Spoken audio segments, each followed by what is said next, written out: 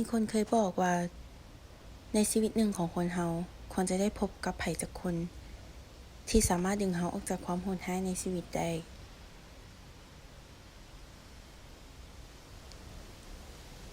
ฟ้าบ่เคยเชื่อเรื่องนั้นเลย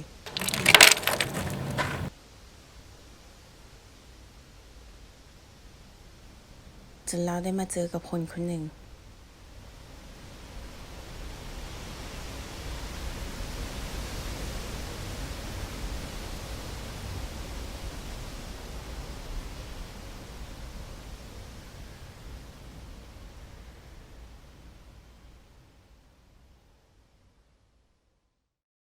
บางครั้งคนที่เห็นค่าในการใช้ชีวิตที่สุดอาจจะบ่แม่นคนที่เกิดมาสมบูรณ์แบบแต่พัดเป็นคนที่ร่างกายบ่แข็งแรงคือกับหมอบ่ดนทั้งสองก็ได้เป็นหมู่กันและได้แลกเปลี่ยนเรื่องราวหลายๆอย่างที่ต่างฝ่ายต่างพบมาทั้งดีและร้าย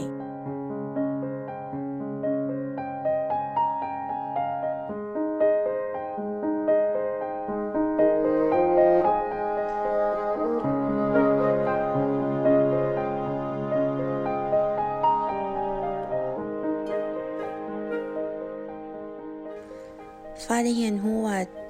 ที่ผ่านมาเราบ่ได้อยากเลือกที่จะหันหลังให้กับชีวิตเลยเราเพียงอยากได้คนรับฟังเท่านั้น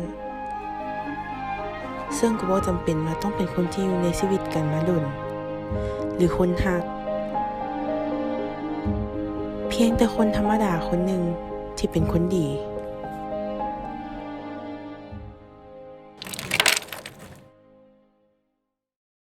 แต่งานเลี้ยงก็ต้องมีวันเลิกลาเมื่ออยู่มามื้อหนึ่งหมู่คนเดียวของฟ้าก็ได้จากไปโดยบ่มีคำอำลา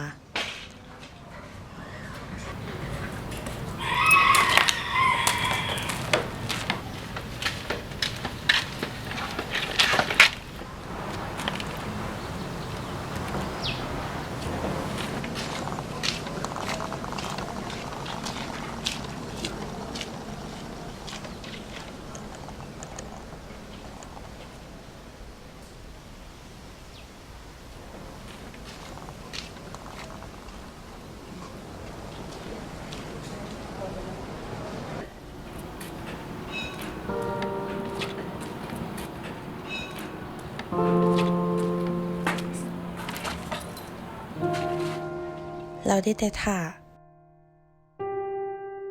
และหวังว่ามื้อหนึ่งจะได้พบกันอีก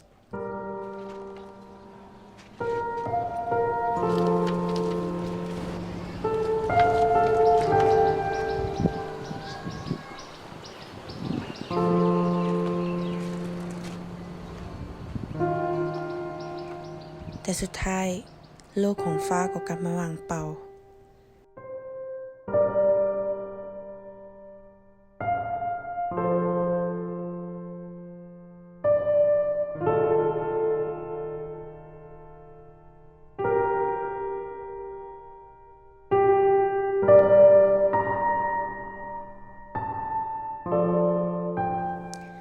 สุดท้ายแล้ว